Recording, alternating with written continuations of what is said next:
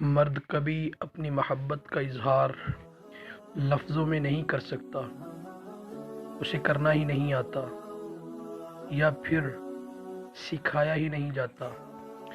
وہ کبھی اپنی ماں کو نہیں بتا پاتا کہ اسے ان کے بغیر یعنی ماں کے بغیر گھر بہت ادھورا لگتا ہے۔ وہ کبھی اپنی بہن کو نہیں بول پاتا کہ اسے اس کی شرارتیں اچھی لگتی ہیں۔ اپنی بیوی کو نہیں کہہ پاتا کہ اسی کی وجہ سے اس کا ایمان محفوظ ہے۔ اپنی بیٹی کو نہیں بتا پاتا کہ اس نے کتنی دعائیں کی تھیں کہ رب اس کو رحمت سے نوازے۔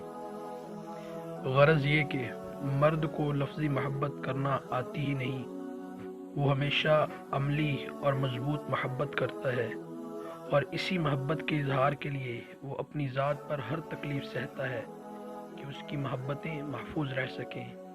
آپ ان باتوں سے کتنے متفق ہیں؟ کمنٹ میں اپنی رائے کا ضرور اظہار فرمائیں۔